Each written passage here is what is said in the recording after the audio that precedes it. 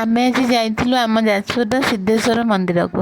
ବୋଉ ମୁଁ ଇଏ ଦି ଜଣ ନଣନ୍ଦ ଆଉ ମୋ ଦିଅର କେମିତି ଚିଡ଼େଇକି ମୋ ସାଙ୍ଗରେ କମେଣ୍ଟ କରିକି କଥା ହେଉଛନ୍ତି ଶୁଣନ୍ତୁ। भाभी जी आप मंदिर का फोटो ले रहे हैं, फोटो वीडियो करी पके दो गुड़ी मार। এই ମନ୍ଦିର କେତେ ପୁରୁଣା ଆକୁ କେହି ଠିକ୍ ସେ କହି ବି ପାରିବେନି। ଏ ବୈତରଣୀ ନଦୀ ଏଇ ମନ୍ଦିର ପାଖରେ ଉତ୍ତରମୁହାଁ ହେଇଛନ୍ତି। ଏଇଠି ଶ୍ରୀକୃଷ୍ଣଙ୍କ ପୁଅ ପ୍ରଦ୍ୟୁମ୍ନ ଶାପମୁକ୍ତ ହେବା ପାଇଁ ତପସ୍ୟା କରିଥିଲେ। ଆଉ ସେ ଏଇଠି ବୈତରଣୀ ନଦୀକୁ ଅଭିଶାପ ଦେଇଥିଲେ ଯେ ଏଇଠୁ ତୁ ଉତ୍ତରମୁହାଁ ହେଇ ବହିଯିବୁ।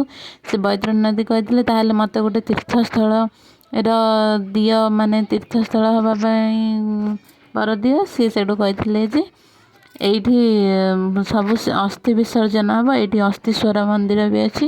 ଏଇଠି ସମସ୍ତେ ଆସିକି ତାଙ୍କ ମାନେ ଅସ୍ଥି ବିସର୍ଜନ କରିବା ପାଇଁ ବହୁତ ଦୂର ଦୂରରୁ ଲୋକ ଆସନ୍ତି। ଆଉ ଏଇ ମନ୍ଦିର ବେଢ଼ାରେ ହଜାର ହଜାର ଶିବଲିଙ୍ଗ ଅଛନ୍ତି।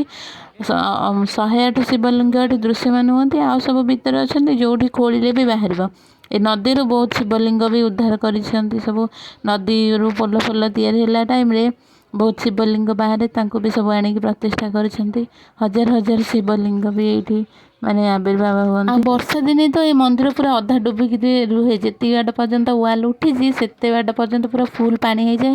ମୁଁ ବି ଥରେ ଏଇଥର ବର୍ଷା ଦିନ ଆସିଥିଲି, ପୁରା ଏଇଗୁଡ଼ା ସବୁ ପୁରା ଫୁଲ୍ ପାଣି ହେଇଯାଏ ପୁରା। ମାନେ ଏଇଠି ଗୁପ୍ତ ଗଙ୍ଗା ଅଛି। ଏଇଠି ଯଦି କିଏ ବୁଡ଼ିଯିବ ତାହେଲେ ସେ ମାନେ ଆଉ ତାର କିଛି ମାନେ ସନ୍ଧାନ ବି ମିଳିବନି। ଏଇଠି ଗୁପ୍ତ ଗଙ୍ଗା ବି ଅଛନ୍ତି ସେପଟ ସାଇଡ଼୍କୁ ଟିକେ। ଏ ଗଣ୍ଡ ବହୁତ ଖାଲ, ବହୁତ ମାନେ ବର୍ଷା ଦିନେ ପୁରା ଫୁଲ୍ ପାଣି ହେଇଯାଏ ଯେ ଠାକୁର ଅଧା ମନ୍ଦିର ଅଧା ଡୁବିକି ରୁହେ। ତାପରେ ଆମେ ମୁଣ୍ଡିଆ ମାରିକି ପଳେଇ ଆସିଥିଲୁ ବାହାରକୁ। ଏ ସବୁ ହେଉଛି ବାହାରେ ଏଠି ସବୁ ବାହାଘର ଫାହାଘର ପାଇଁ ମଣ୍ଡପ ଫଣ୍ଡପ ସବୁ ତିଆରି ହେଇଛି। ଆଉ